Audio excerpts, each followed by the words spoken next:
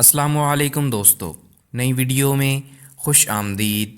دوستو، زمانہ قبل از اسلام کی تاریخ کا اگر مطالعہ کیا جائے تو معلوم ہوتا ہے کہ اس وقت عالم انسانیت مختلف قسم کی معاشرتی و اخلاقی بیماریوں سے دوچار تھا۔ تعلیم و تربیت کا فقدان تھا، ظلمت و جہالت عروج پر تھی، غربت و افلاس نے ڈیرے ڈال رکھے تھے۔ ایسے میں ظالمانہ و جاہلانہ رسومات کا جنم لینا ایک بدیہی سی بات ہے۔ ایسی ہی جاہلانہ رسومات میں سے ایک قبیح رسم بعض قبیلوں میں بیٹی کو زندہ درگور کرنے کی بھی تھی۔ اس رسم کی بنیاد بے جا غیرت پر مبنی تھی کہ کل کسی کو بیٹی دینی نہ پڑے، کوئی ہمارا داماد نہ بن سکے، کسی کے سامنے ہماری نظریں جھک نہ سکیں۔ اس لیے جو بھی بیٹی کسی کے گھر میں پیدا ہوتی وہ اسے زندہ زمین میں دفن کر دیتا۔ اسلام نے جب دنیا میں اپنی کرنیں بکھیرنی شروع کیں اور اس کو تمام مذاہب پر غلبہ نصیب ہوا تو اس نے ساری دنیا کا نقشہ ہی بدل ڈالا۔ اس نے زمانہ جاہلیت کی رسومات کو توڑا، لوگوں کو ظلمت و جہالت سے نکالا، ان کی صحیح تعلیم و تربیت کی اور انہیں انسانیت کا کھویا ہوا مقام واپس دلایا۔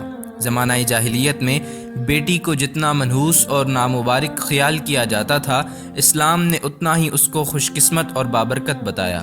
چنانچہ ایک حدیث میں آتا ہے، حضور اقدس صلی اللہ علیہ وآلہ وسلم نے ارشاد فرمایا کہ جس شخص نے اپنی بیٹی کو زندہ درگور نہیں کیا، نہ ہی اس کو ذلیل سمجھا اور نہ ہی بیٹے کو اس پر مقدم کیا، تو ایسے شخص کو اللہ تعالیٰ جنت میں داخل فرمائیں گے۔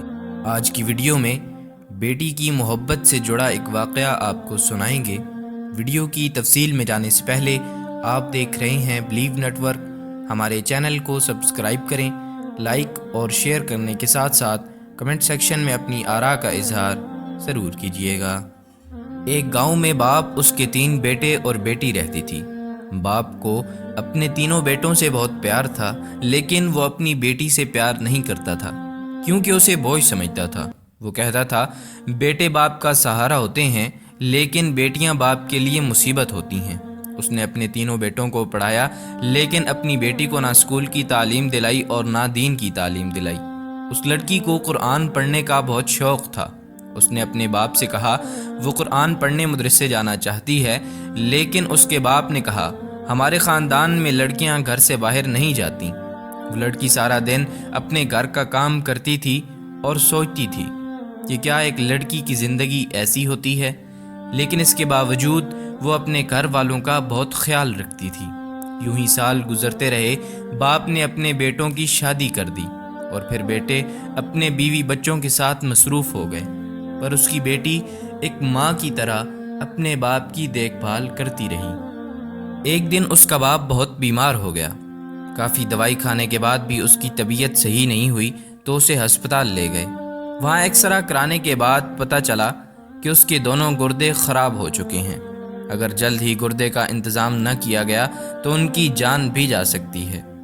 یہ سن کر اس کی بیٹی بہت پریشان ہو گئی اور ہر روز خدا سے اپنے باپ کی سلامتی کے لیے دعا مانگنے لگی، لیکن بیٹوں کو اپنے باپ کی کوئی پرواہ نہیں تھی۔ وقت گزرنے کے ساتھ ساتھ اس کے باپ کی طبیعت زیادہ خراب ہو گئی۔ پھر ڈاکٹر نے اس کے بیٹوں سے کہا اگر 2 دن میں تمہارے باپ کو گردہ ٹرانسپلانٹ نہیں کیا تو پھر اس کو بچانا ناممکن ہو جائے گا۔ پھر بھی اس کے بیٹوں نے اپنے باپ کے لیے کچھ بھی نہیں کیا۔ پھر اس کی بیٹی نے ڈاکٹر سے کہا میرا گردہ میرے باپ کو دے دو لیکن اسے بچا لو۔ تو ڈاکٹر نے اس کی بیٹی کا گردہ اس کے باپ کو دے کر اس کی جان بچا لی۔ اس طرح ایک بیٹی نے اپنے باپ کو مرنے سے بچا لیا۔ جب اس کے باپ کو پتہ چلا کہ اس کی بیٹی نے اس کی جان بچائی ہے تو وہ اپنی بیٹی کو سینے سے لگا کے بہت رویا اور کہا بیٹی مجھے معاف کر دو۔ جی ہاں دوستو، بیٹی یقیناً اللہ تعالیٰ کی رحمت ہے۔ کہتے ہیں اللہ تعالیٰ جب بہت زیادہ خوش ہوتا ہے تو بیٹی عطا کرتا ہے۔ اللہ تعالیٰ ہم سب کو بیٹیوں سے محبت اور ان کا مقام سمجھنے کی توفیق عطا فرمائے۔ آمین۔